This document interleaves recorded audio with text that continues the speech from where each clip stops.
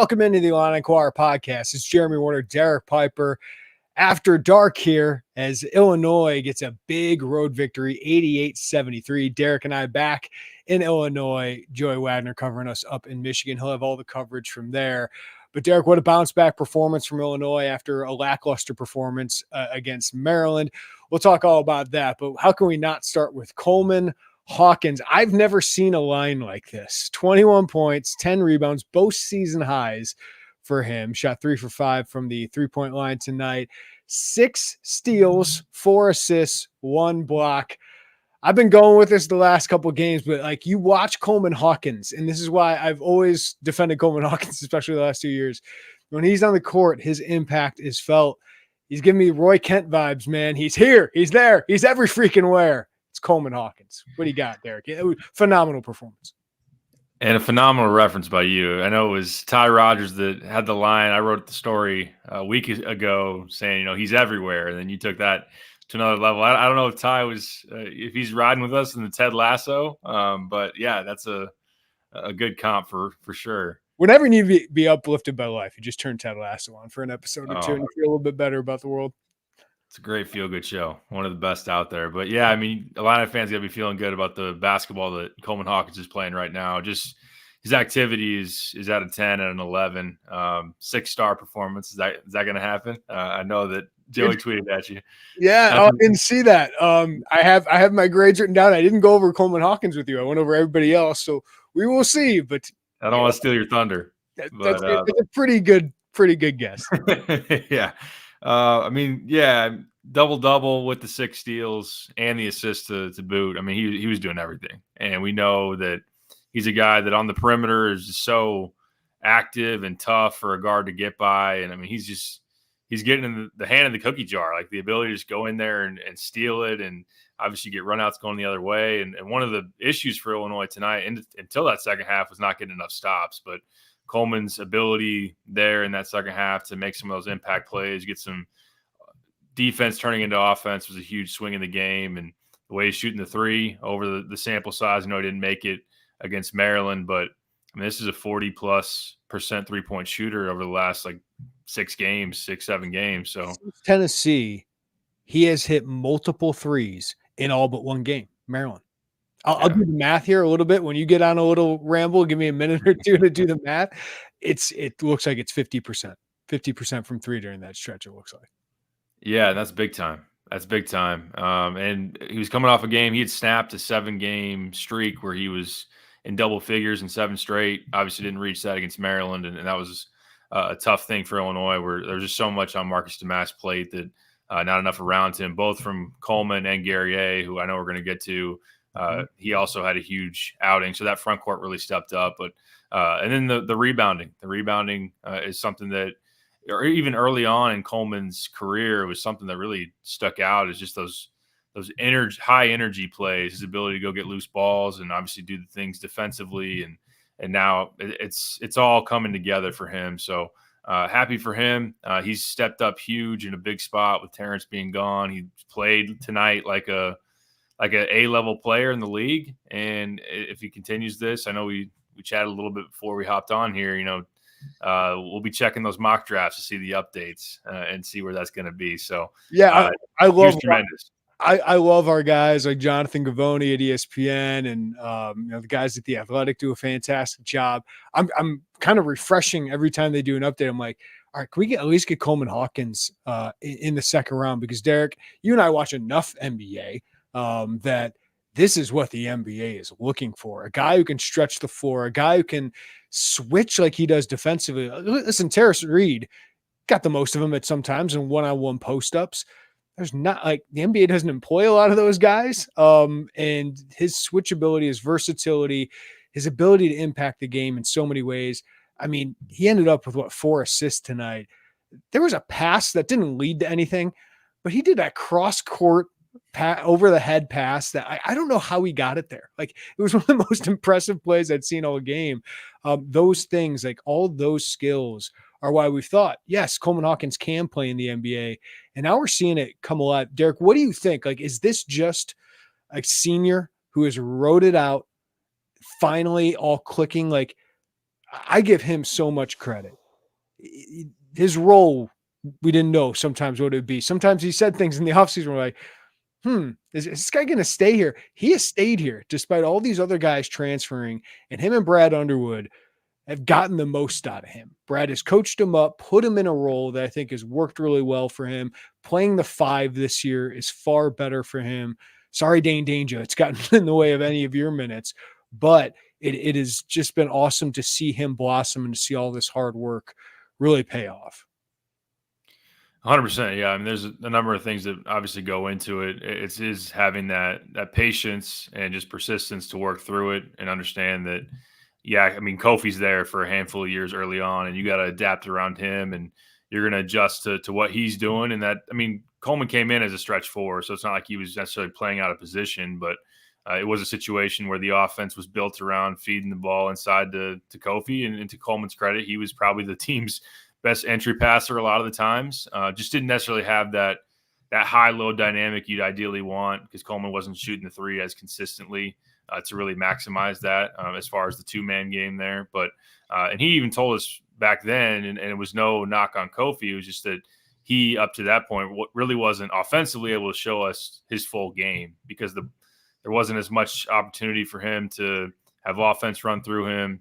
And I know last year there was some growing pains with that. And I think obviously not having enough playmakers around him last season and a lot of youth led to turnovers. And on that note, I want to mention tonight, I think one thing that you can talk about, a lot of stats that stick out here recently, especially tonight with Coleman. He had no turnovers in his entire outing. And just in this stretch of play for him, the mistakes have been cut down so much. He's not a 3 or 4 turnover a night guy anymore. And he's obviously gone over that in the past, even to 5 and 5+. But so those are the plays that kind of maybe could damper some of the bright spots, which they're not doing. And then, it helps to have some high IQ veteran players around him. The plays that Marcus is making, the old man moves, the cuts that Quincy's making. Those Coleman was begging for those cuts last year. Guys cutting into open space, anticipation. So he's benefiting from that too.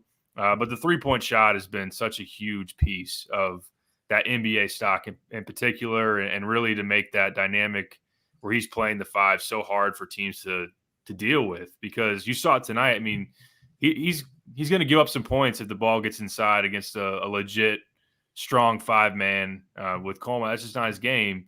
But he does, counteract things with his switchability defensively and everything he can do with that activity. And I'll give him credit. He's as good as I've seen in terms of that swat down when the ball gets in that painted area to knock it out of people's hands. But at the other end, if he's able to pick and pop you, he's able to see things as a distributor. It's just really, really impressive. So he's been confident throughout. I think he said it, I think it was last week after making the shots against Michigan State that, I just stopped caring. I stopped caring about, and we know he's an emotional guy. I think he processes a lot in his head. He's a guy that thinks a lot about the game, and he reads a lot on social media. Reads a lot about, yeah, that's a good point. And I think he just feels very comfortable in his own skin right now. And yeah, him and Brad have had some push-pull, and they've had their moments, but they've both been fantastic for the other. So great for Coleman right now. Yeah, you mentioned the turnovers. He has 7 in his last 6 games, and I believe it's 8 in his last 7 games. So I get sometimes you lose himself, and that's why the fans would get so frustrated. I think anybody who's like, hey, bench Coleman Hawkins before, I think they've moved off of that, because what he's done has been really, really impressive. And Derek, the leadership. Terrence leaves. He's a big part of this team holding together, not only on the court. He's a connector on the court, but I think we got to give him, Quincy, obviously Marcus, those guys a lot of credit for keeping this team together. So I think that's been a really impressive part for Coleman Hawkins as well. I appreciate all you guys on the live YouTube, more than 400 people right now. Give us a like, subscribe to us, hit the notifications bell on YouTube, send in those super chats. We'll get to those. We'll get to some of your questions a little bit later, Derek. But this was a great response. I thought Michigan didn't play poorly tonight. I thought offensively they executed pretty decently in the first half, but Illinois had a response every time. And obviously they had the huge 17-2 run there in the second half where they just consistently got stops. Michigan missed 8 straight points. It's some big buckets from Justin Harmon, Coleman keying some of those key turnovers that got Michigan stops. Luke Goody hits a couple big threes. Quincy Guerrier was dominant on the glass, hit some big buckets as well. And Marcus Domask didn't have his best night, but booty ball worked in certain areas, had too many turnovers, missed a couple shots. But this is just the complete performance you need, a more well-rounded performance than just Marcus Domask trying to get 25 or 30. You love seeing a number of different guys in double figures. The fact of, I think when you throw in, what was it, Harmon who finished with 8 or Goody, you got 6 guys, 8+ points. So very well-rounded. The fact that you can pinpoint a number of different guys and say they were able to key a certain run and obviously defensively being able to get those turnovers, to get those missed shots, and they stopped giving up so many offensive rebounds. I mean, that was one thing that they kind of went hand in hand. Michigan was getting the ball to the paint and finishing, and then when they maybe even weren't taking a jump shot, they were getting the Terrace Reed offensive rebound or the Olivia Kamwa offensive rebound and putback. So as they stopped giving some of those up, and I thought it was really key. I fully expected as Doug McDaniel was kind of feeling his way through that game and had a few moments in the first half. I'm like, okay, he's going to this guy's going to go full on. I'm going to try to take over in the second half. And during like that 8-minute stretch where Illinois goes on that run, and Doug McDaniel didn't make a basket or have an assist. So they really shut him down. I thought at times he got downhill on Illinois a little bit there in the first half, obviously, but they were really able to stymie him and make things tough. So, and the supporting cast wasn't able to do enough around him either. So Illinois making it a two-way type of deal. I mean, it's been I know Maryland, they had some stretches where obviously shots didn't go down, layups didn't go in, and they had to clean that up and address that. But for the most part, without Terrence, this has been a really efficient offense, a really well-run, highly efficient machine offensively. So a lot is Domask in the booty ball, and he's just poised in there and just can kind of go to work. And then when Guerrier and Coleman are playing like this, it just opens everything up. So and then I should know, I know we're going to talk about him probably. Ty Rodgers being more aggressive around the basket. I know if he made some more layups, he's 20+ points tonight. But yeah, it's a process though, right? Like, yeah, there's probably got to be a balance of him. Of there's certain possessions, you're like, maybe a little bit too aggressive. But this is all part of the process for him of learning that. I just love Derek that. I mean, you have seen since Shannon has gone, he's needed to get more aggressive. They need some scoring production from everybody to up, but Ty Rodgers has 7 double-digit scoring performances during his career. 3 have come during the last 6 games. And I think that is significant. He is showing just much more confidence and aggression attacking the basket. 6 of 13, most of that, of course, around the rim. So I'd like to get him above 55% on some of those attempts. But getting to the free throw line, he made 3 of 6. I jinxed him. He had made 15 of 19 at one point. Ain't no curses, as Billy Bob says in Friday Night Lights. But yeah, it's great to see. And this is a process of him learning when not. But you got 2 booty ball options right now in Marcus Domask and Ty Rodgers. And the one that was most impressive to me was Rodgers just bullying Olivier and Conway. Like he's not the worst defender in the world. I don't think he's a great defender, but that's a large man that Ty Rodgers kind of bully balled around. So that's been huge. And another thing for Ty, 0 turnovers. This team had just 6 turnovers tonight. They only have 23 turnovers in the final 3 games. That's going to lead to an efficient offense, Derek, where you can turn some of those possessions into, second chance like they did tonight, 13 second chance points, I believe they had. And just being able to get the shots off. So Ty's taken a big step forward. I think this is the kind of Ty Rodgers we thought eventually could happen, but it's fun to watch this process for me of him being a little bit more aggressive early. And now all of a sudden this guy had 13 shots in a game, and it wasn't a bad thing for Illinois. 100%. Yeah. And it's just something he'll probably continue to grow into. I mean, he's come a long way to get from this point, obviously where he was back in November. He was really hesitant, and into December where times where he's like open under the basket or within 10 feet, maybe on the baseline with a clear lane to try to attack and drive it, and he's not doing it. So that aggressiveness has obviously been amped up. The confidence is coming along for sure. And just to continue to build on trying to finish through contact. I know that I think some people on the Twitter sphere probably accurately mentioning that a few more times with the backboard tie. I think that they're sometimes he maybe goes for the finger roll or just straight at the rim, or maybe he can use the backboard a little bit more to his advantage. But I mean, Com was 6'9", 235. That dude is a big dude.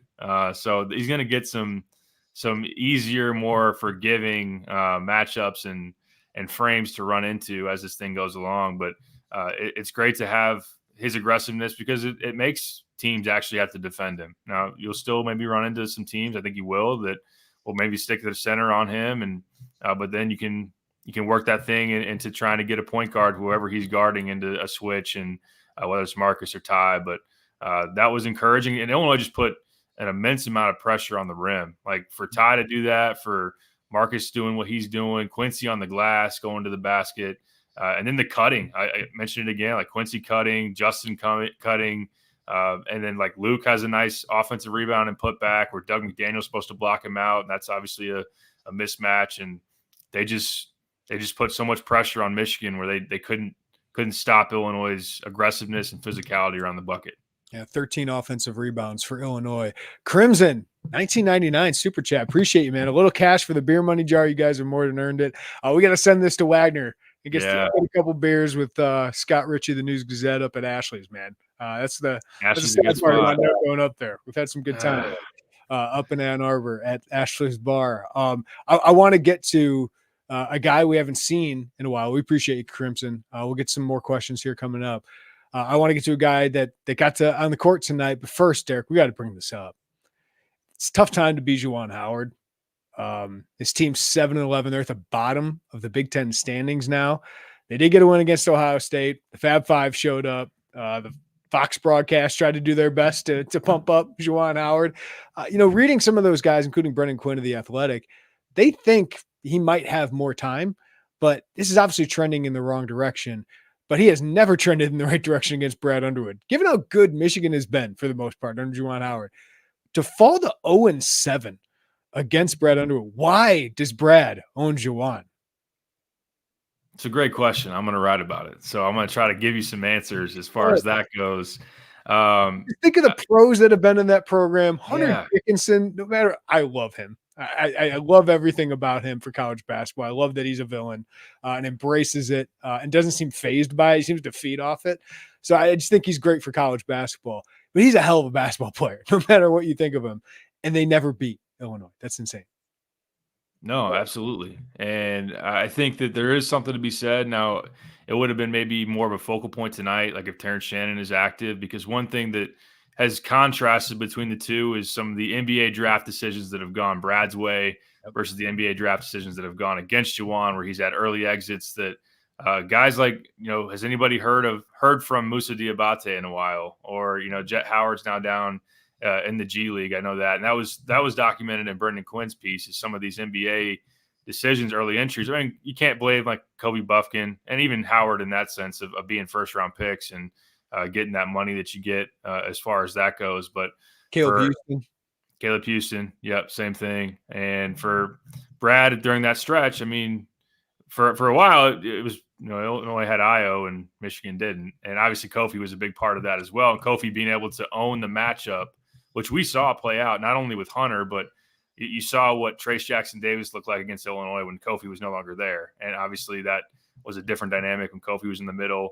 But Kofi consistently won those matchups, and for Io to do that as well. And then, of course, you get Terrence sticking around, but even a guy like Coleman who could have tried his luck and said, hey, I'm going to try to be a two-way player in the NBA and go on. And that's an oversimplification just to say it's only about those. I think Brad's a good coach. I think that Juwan, I'm not saying he's a bad coach. I think that he has had some issues with here recently, especially maybe some teams that you look at, and especially in late game situations, they've really struggled and don't always look like the best coach team. So I think that it's been fun to watch this thing play out. And I think Illinois fans should really appreciate the fact that Hunter Dickinson is never at a loss for words, except when he's talking about Illinois recently. Going back to when you asked him about it. Because he knows nothing good is going to come out of it. Yeah, because he knows he can't. He can't. Illinois beat him that many times. And Jeremy, as Bears fans, we know what it's like when a rivalry is no longer even really a rivalry. You're just owned. And The Bears are owned by the Packers, and Juwan Howard is currently owned by Brad Underwood. Yeah, I was looking for this because we were chatting about this with Trevor Valise yesterday, right? In our group chat about how Brad Underwood just has some of these streaks that are unbelievable. Wisconsin, they've won 5 straight against Wisconsin. That's a team Illinois couldn't beat when Bo Ryan was there. So here, let me pull this up real quick because I know Joey posted it earlier. Let's see, they're 5-0. I mean, against Minnesota, you'd expect 5-0 against Nebraska, you'd expect, but 5 straight wins or 7 straight wins now over Michigan, 5 straight wins over Wisconsin. They're 6-1 against Northwestern in their last 7, 4-1 against Iowa, which has been a great rivalry, 4-1 in their last 5 against Michigan State.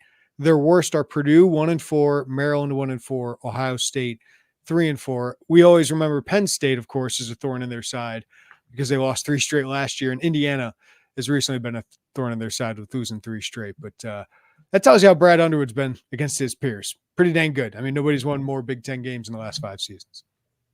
Yeah, I mean, John Beilein was one of those that was owning Illinois. Your guy, John Beilein. It was so tough to go up against those teams. I mean, they just out-talented you, number one, and then number two, Beilein was a heck of a coach. So that was a really tough stretch for Illinois. Wisconsin, you hadn't beaten forever. So you had a number of these streaks with Brad and his team had knocked over through the years. But, yeah, I mean, the Michigan one and Wisconsin to that point, ever since Io and going up there with the Jordan recreation, the pull-up, they haven't been able to beat them since. Is that still your most memorable Io buzzer beater or Io clutch shot? I mean, Wisconsin was big, but that Michigan one, just because that felt like the birth of Io. Like the legend of Io was there that game. Yeah, the Xavier Simpson one at Michigan was pretty special, but the Cole Center kill was a huge turning point. Like they had just gotten smacked at Michigan State, and they had losses to Miami earlier in the non-conference at home, and the Arizona blowout, and I think they, of course, probably lost bragging rights because I never won one of those. So there was a lot of questions of like, is this thing getting turned around? And to end a 15-game losing streak against Wisconsin, although we talked about this on the radio this week, I kind of had to remind myself that shot by Io against Wisconsin wasn't the end because Kobe King had some ridiculous night too. He goes down and hits a 3. You had to like make free throws and get a stop to make sure you win. It was like with 40-something seconds left, right? I think so, something like that. It was under a minute. During the COVID year, there was one against Northwestern too. Yeah, it was like with 30 seconds left, but it was just a killer 3. Yeah, the Simpson one though, I think there was like 0.5 left. Yeah, that was ridiculous. So like that was a straight up the one game of the best defenders in the Big Ten at their place. Just a LeBron pump ups. That was epic. That was epic. Richard, thank you, man. $20 super chat. Didn't get to watch this game and only got to listen to part of it, but it looked like online the first half was similar to Maryland. No, I'll be in attendance for the home game against Michigan. Come say hey, Richard. We'd love to chat you up. Yeah, like this was a great start. Like it has not been an issue coming out of games for this team. Like it is a very inverse of last year, Derek. This team comes out really well. I'll bring it up now. Like I thought if Illinois ended up dropping this game, like we'd go back and talk about Nico Moretti coming into the game because it was a struggle there. When he came in, they were attacking him as we expected when he was on defense, and he gave up some points there, and they just looked uncomfortable with Doug McDaniel really getting in his grill. So that's a tough place for Nico Moretti. I give him a lot of credit, scored a bucket, settled in a little bit, but that was a big stretch where Michigan got back into this game. So if that didn't go well, like that would have been a huge question for Brad Underwood. But what did you make of the Nico minutes and Nico getting on the court? Didn't love it. Admittedly, Doug McDaniel gets his first basket of the game on him and starts to get a little bit of momentum. And yeah, he just offensively, I thought that he maybe got away with what was close to being a backcourt violation. I don't want to rag on him too much. He's playing his first Big Ten game, and tough spot to put the kid in, right? Yeah, really tough spot to go in. Game. Yes. First Big Ten game, first high major competition that he's faced. Now it wasn't a great sorry to interrupt you there. It wasn't a great crowd. So it wasn't like the most intense environment. Speaking of bad things for Juwan, I mean, that's a team that won the Big Ten asterisk 3 years ago. Also went to an Elite Eight just a couple years ago, and there were nobody there. I heard Joey said that the weather wasn't great, but still. But the Crush made it. The Crush made it. They're louder than anybody. I heard the ILL chant. Shout out to the Crush for making that trip, man. Yeah, no doubt for that. But yeah, I mean, it's something he'll be able to learn from. Defensively, though, you can see. I mean, Doug is arguably the quickest guard in the Big Ten, so I think he's a different level of challenge for a guy. Nico, who's not the most athletic. There'll be guys who are stronger than him that I think will try to maybe approach him a little bit different way of kind of give him a shoulder and try to knock him off his spot. But offensively, he's talented. I think it will take some time for him to really settle in and then allow him to see the floor well and be able to operate as far as that goes. I was surprised by how many minutes he got. I know we were talking about that. It was like six consecutive? Yeah. So I don't know. I agreed with you. I didn't love it. We were messaging back and forth about it, but they were able to withstand that. I think to Richard's point, like the hot start offensively, the thing about this game that was different than Maryland, although you did let what looked like a cushion early, then subside. Obviously, you had not a very good end of the half, where then it's a 1-point lead after fouling the 3-point shooter. Llewellyn doesn't make the free throw to make it a 4-point play, but offensively, Illinois didn't really like falter as they did against Maryland. It was kind of like hitting a brick wall in the middle of that first half, and then on through the rest of the half. In this one, I mean, their numbers offensively were just fine. They were shooting 50% from the field. They points per possession, 1.2 and over. So it was really defensively not getting enough stops. Yeah. Too many points in the paint, too many offensive rebounds. But yeah, I get it as far as like looking like you're in control and then letting that other team back in. Yeah, I thought it was defensively. But Terrace Reed and Olivia Conway are really good players. I thought Michigan was taking some of the shots that Illinois wanted midway through, and then at the end of the half, Illinois was giving up some easy ones at the rim. I want to ask you a question about Underwood, then we'll get to some more of these questions and look ahead to Rutgers, Derek, because this got to go a little bit more, but I just have a thought about Brad Underwood that we need to get to at some point, and why not start it right now? But first, let's hear from one of our great sponsors. Episode of the Illini Inquirer podcast is brought to you by BetterHelp. What are some things you want to keep the same about yourself or your life in 2024? Where are you already crushing it? Think opposite of New Year, New You. Around New Year's, we get obsessed with how to change ourselves instead of just expanding on what we're already doing right. Maybe you finally organize one part of your space and you want to tackle another. Or maybe you're taking your supplements every morning and now you want to actually eat breakfast too. Therapy helps you find your strengths so you can ditch the extreme resolutions and make changes that really stick.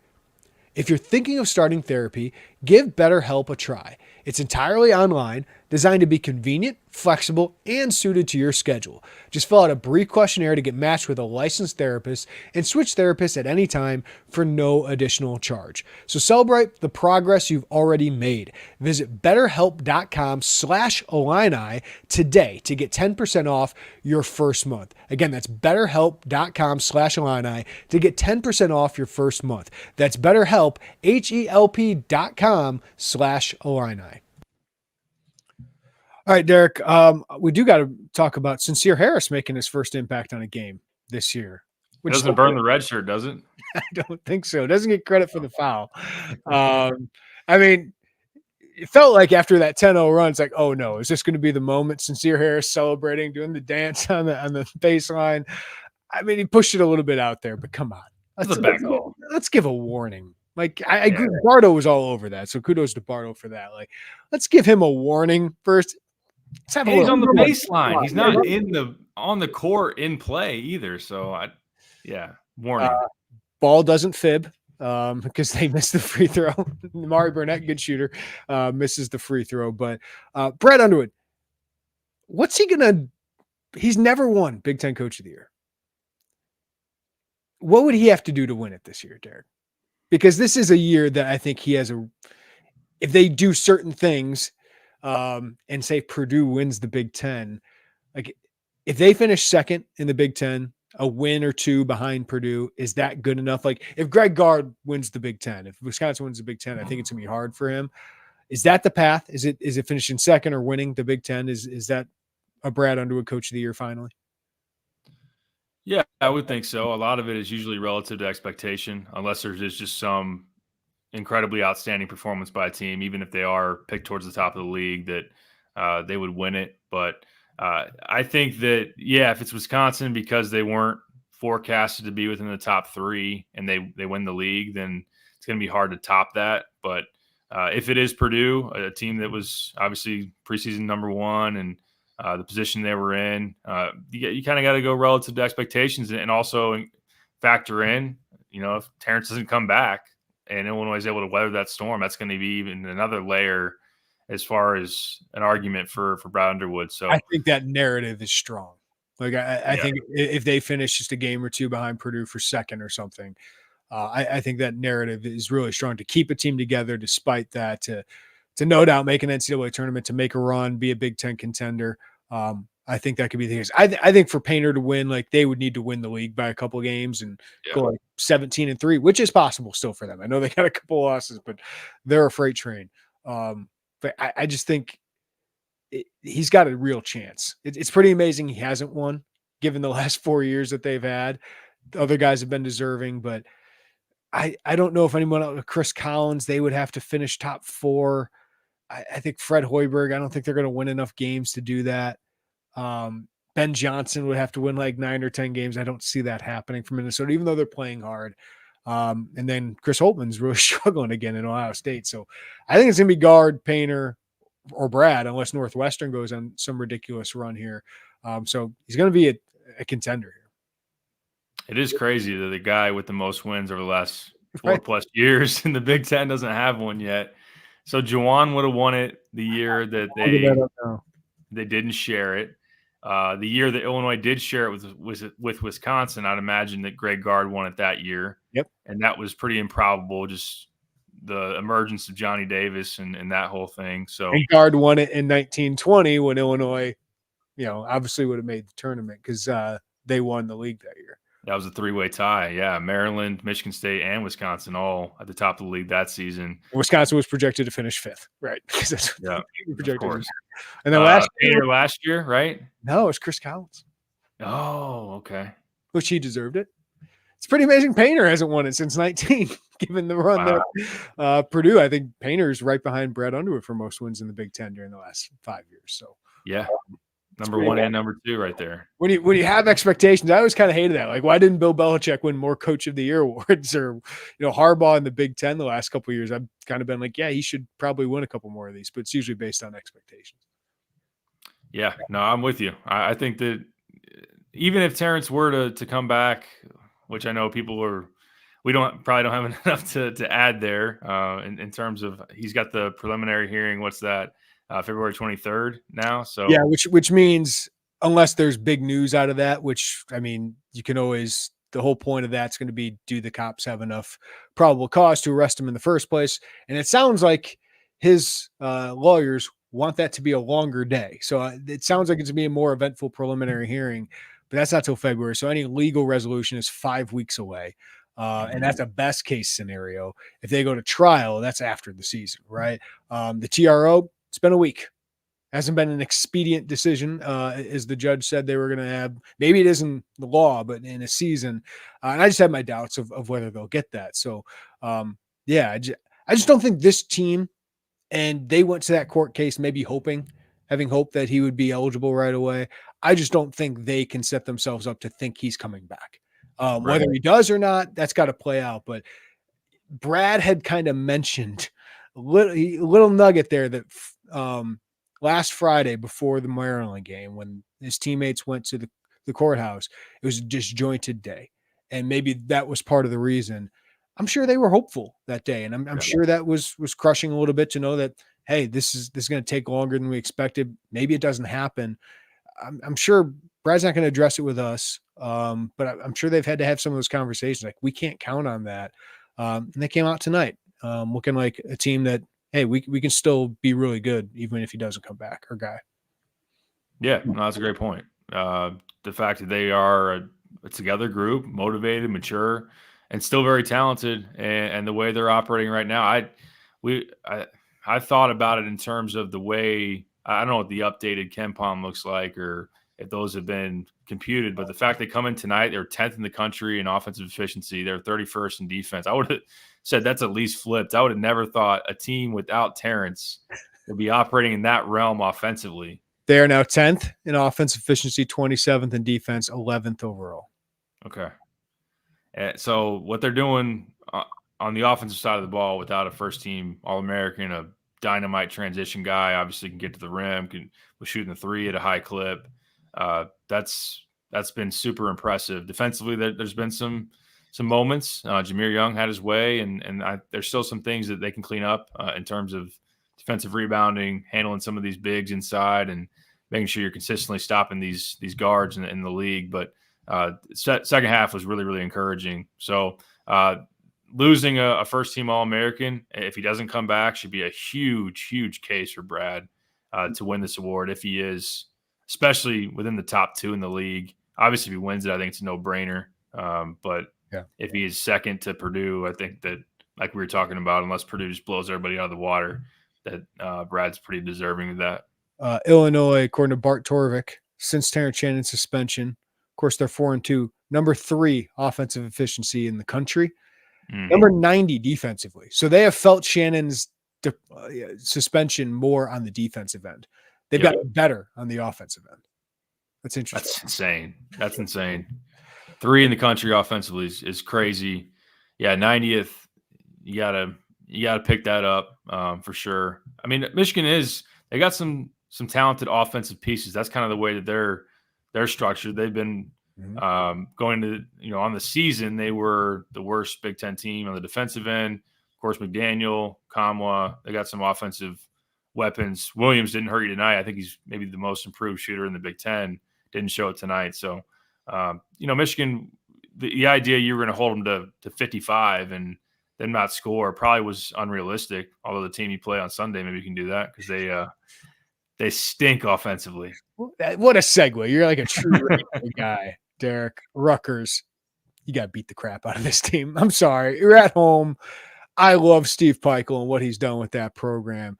This offense is atrocious. Now, I had fun last night watching that atrocious win over Nebraska, and they got the win. Kudos to Rutgers, 87-82, and they went kind of on a scoring frenzy there in overtime. Rutgers offense is so bad. They play hard. They're going to defend. They're not as good as they were the last couple of years because Caleb McConnell isn't there. Paul McKay isn't there. And it can get really ugly offensively. I think Derek Simpson can pose some problems, all of that.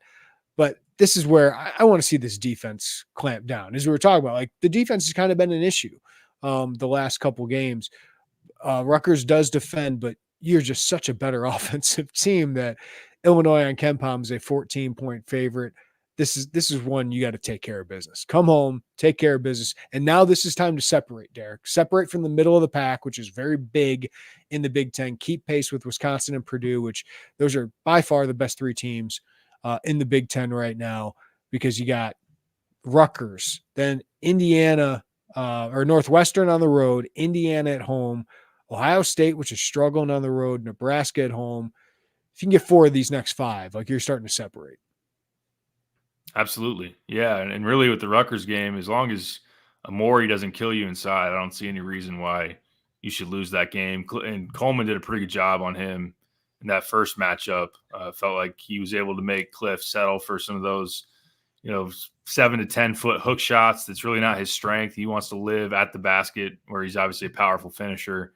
So if without him being able to have probably a 20-point night or maybe even, better, I don't know that they're going to give Illinois enough offensive firepower if Illinois plays up to the capabilities. Now, could they get punked on the glass and maybe just not bring it? Then, yeah, I mean, that's the league that you're in. You don't show up and anyone can beat you. But, yeah, their guard play leaves a lot to be desired coming off, having Mulcahy last year, McConnell. They're small. Besides Cliff, they are a small team. Fernandez and Simpson in the backcourt. Hyatt, he's a hard-playing, strong, older guy as a wing, but it's not that offensively skilled.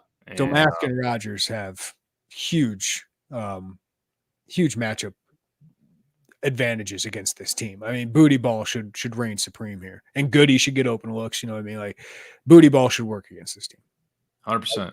Yeah, and really, you look back at the game at the rack. It was outside of Rutgers kind of pressing you and turning you over deep in the backcourt, they didn't do a whole lot to you to bother you with your offense, and that gave Rutgers some run out opportunities. But similar to what we're talking about, they kind of threw the first couple of punches there, that being Illinois, which has been a good trend. It's been quite a turnaround this year versus last year. Is just the way they come out of games, save for Purdue on the road, but that is the number one team in the country and maybe the toughest building in the country right now. But they did that, and then they were able to cruise in the second half, and especially on your home court, you should be able to do that.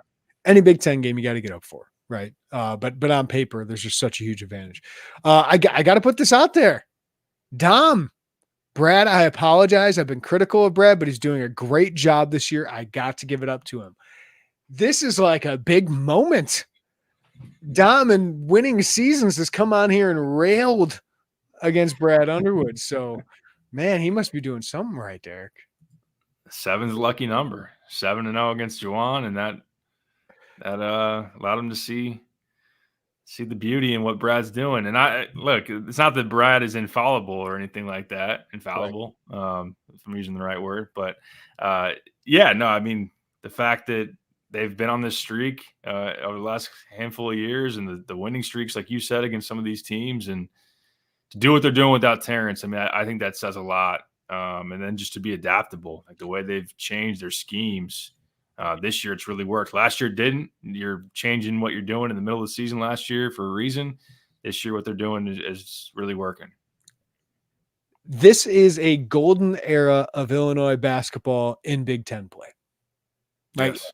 In Big Ten, this is just one of the best runs in Illinois history, up there with Self and Weber during that era, up there with Lou Henson in the late 80s. What they're doing in the Big Ten is a golden era. He just needs to win in the tournament. And then he will be thought of as like Lou. Like Lou had the one run, I guess 2 runs in the Elite 8 and the Final 4.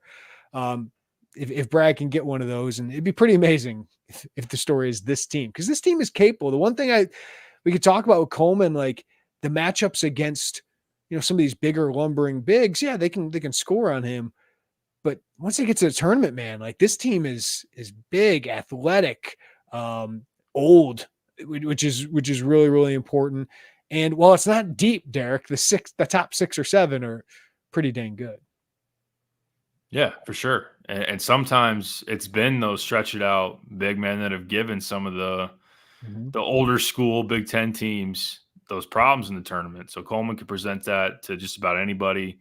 His defensive versatility, and I've said since they put this pairing together, I think Quincy's physicality and rebounding complements Coleman really well. Like the way that's working. The cutting is outstanding.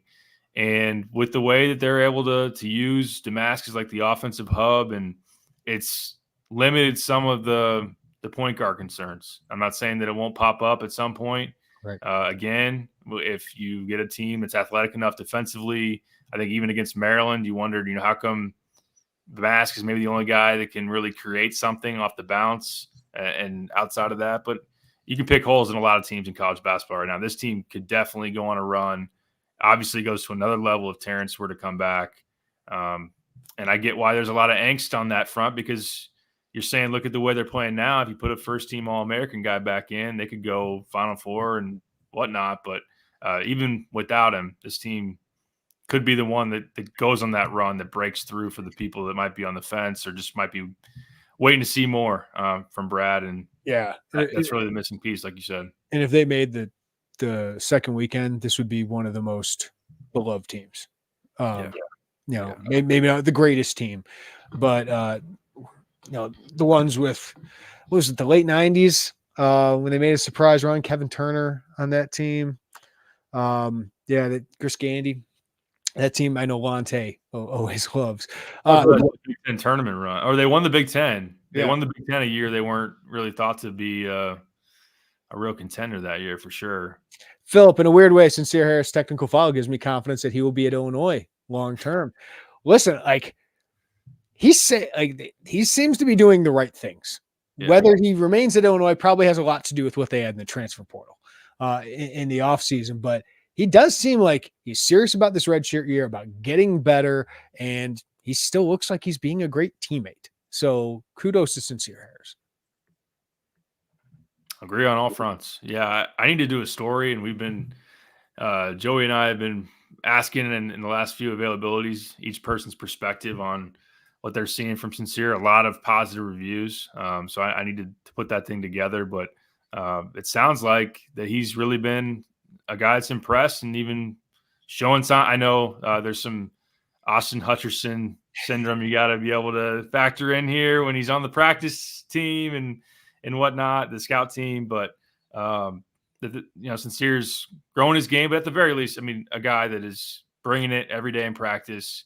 He's involved in the games emotionally and whatnot. And if it was a guy that had a foot out the door, obviously he could be wearing a different look, different emotional state. So yeah, I give credit to him, and could be a nice benefit for Illinois. And really the fact that they're able to, with a short bench, and not sitting here saying, Sincere, will you please pull the red shirt? We need you to go where we want to go this year. Is good on Illinois for making it work in the meantime. Yeah. Bennett, do you think Underwood got Moretti minutes tonight just to see how he'd fare, or will he be a viable option off the bench? I think he wants to play him. I think that was his idea as it was building pre-injury. Like, okay, here's a guy who brings a little bit something different, can up the pace. I know that Brad probably is looking at, without Terrence, they probably haven't got enough going in transition, enough quick hitting offense. And then it's just another playmaker that can get where he wants to go off the dribble. I don't know that at Michigan, when you're coming off a loss, is like, let's just get in the minutes and then if we're down and we got to come back, that we'll be fine with that. I don't think he'd play him like that if he didn't think he'd help. But I was surprised to see him before Justin Harmon, even though Justin struggled against Maryland quite a bit.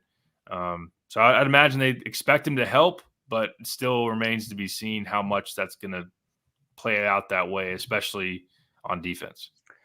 All right, Derek, before we get out of here, and we appreciate all you guys, 600 people, hit the like button, subscribe. We appreciate you guys. Hit the notifications bell on the YouTube channel. Appreciate you spending your late night here with us after an Illini victory.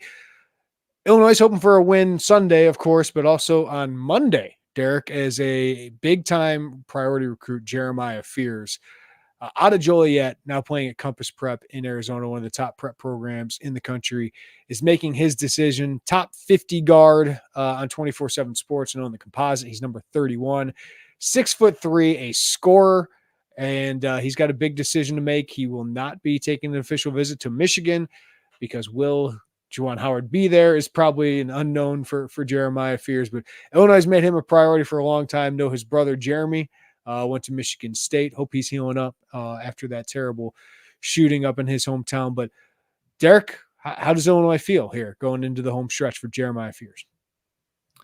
I think it should be said on the forefront is like the fact that they're in the mix this deep, close to decision time, is on the heels of how it ended with Jeremy in the recruitment, and that Illinois backed away and didn't end up. It pretty much was on a fast track to him committing to Illinois, and he was then going to help try to convince Kylan Boswell to come and that whole deal, and it fell apart. Illinois had some questions about his shooting, and really just they went their separate ways. So I personally assumed, and I think even people around the program assumed, that was going to be something that maybe they couldn't come back from. So, but there was enough that the Fears family liked about the sell that they were giving to Jeremy to then apply to Jeremiah in terms of the home state, in terms of what Iowa was able to do on that platform and go in there, and it just can mean something different for somebody that really wants to put on that Illinois uniform, that's from Illinois, that the NIL potential for a hometown guy as far as that goes. And Illinois has had a nice string of guards through the years, and now that the player development, something they can sell too. You don't just say, Darren Williams played here, D Brown played here. You actually can say, hey, we helped develop and get Iowa to the NBA, and Terrence should be one of those guys, and Trent Frazier, where we had him as a freshman until the end of his career. Obviously, Coleman is another guy. I know it's a different position, but Jeff Alexander's been really persistent with this. He's done a really good job. Brad and him have seen Jeremiah a lot, both during the summer circuit, EYBL, which Jeremiah was playing up with Brad Beal Lee. I liked what it showed, playing it up age group. Kind of a slower start in the spring, but late spring into the summer. I think his playmaking's grown. I think his ability to make plays on the ball and see the floor has developed for him. A guy that was pretty much known as a scorer coming up, but he's really, really gifted offensively. He's got a lot in his skill set. He's got a lot of upside as he gets stronger, as he continues to work on shooting the three a little bit more consistently. But I think Illinois should feel pretty good. I'm going to have more on that in the coming days. So I don't want to give you everything I got as far as that goes. Illini Inquirer is going to be the spot for that. But Monday a decision. Michigan not being really firmly in the mix down the stretch is a good thing for Illinois. And Providence already has a guard that plays like him. Yeah, Jaden Epps. That's true. Actually, he's at Georgetown. He's playing for, that's not bad. I was thinking Ed Cooley. Ed Cooley. Thank you for correcting me. That was a good gift for me. But Providence is in the mix as well. So be interesting. Jeremiah Fears making a big decision. I asked you if this is a good comp because I saw him play when he was like a freshman in high school, and I go, this kid grew up watching Steph Curry. He's the Steph Curry generation. Needs to become more efficient with his shot. I'm not saying he's a Steph Curry shooter quite yet, but just has unlimited range, unlimited confidence, can really create off the bounce, create his own shot. And I asked you, is Tyson Walker a good comp for what Jeremiah Fears could be? A little smaller, but boy, I can just get a bucket, more of a 2 combo guard. But what I like about that is what I love with Tyson Walker is AJ Hoggard's a perfect compliment to him, and Jace Butler in the class of 2024 is a perfect compliment to Jeremiah Fears in the class of 2025 because Butler's this big guard who can play the booty ball, can match up against bigger guards defensively. That'd be a heck of a combo. I like that. Those compliments. We know how good they can be up front with Merez Johnson, Amani Hansberry, potentially Jason Jaxtis is a stretch guy down the stretch. So if you add him to that, all of a sudden now you just need to add those big athletic wings and shooters there. No doubt. No, and I like that comp in terms of having the strength of Jace and his ability to match up even with some, you might wonder athletically. I think there's been some questions. Admittedly, I haven't seen Jace a lot in person. I've seen his highlights and seen some of his game stuff. But one of the things when Illinois was pushing towards a commitment, people wondered, is he athletic enough to guard point guards? Well, Jeremiah could slide onto the point, and Jace with his size can guard some bigger off guards and whatnot. And they just complement each other's offensive games. Both can shoot it from the outside, which is good. Both, as I spoke to with Jeremiah, and they love Jace's basketball IQ, the way he sees the floor, the way he operates in pick and rolls. And you can never have enough guys that can get a shot, can get to a spot and break down a defense. And just the pure scoring ability of Jeremiah, the fact that Jace might be more of a pass first, and then also have the ability to just kind of be that really savvy old man game type of point guard. They can also shoot it too. And he's having a really big senior season too. I think that evaluation is maturing very, very nicely for Illinois as far as Jace goes. Of course, you've got Merez coming in next year, and hope Jaxis is able to develop a guy that has upside if he can add strength and brings that skill set as a guy with pretty good length as well. So that'd be a nice piece around for the future. If you can keep DGL, if you can keep Amani around, then of course you'll go to the portal, and 25 could be a larger class. I'm not going to say it's going to be like a 6-man class, but I think there's more willingness to add in 25, and they position themselves for a handful of guys at this point to be in the mix. And I think this could be maybe more of an eventful pursuit than what it was in 2024. Yeah. And I see people, TB says it's impossible to predict the roster moving forward, but yeah, we got to go off with what we can go off of. And if we always got to say, if these guys stick around, just like you did with some of them, but I do like the idea of Butler and Fears together. I think that makes a lot of sense. Fears 2025, right? Like he's been talked about as a class 5, but I think it'd be much better for him in 2025.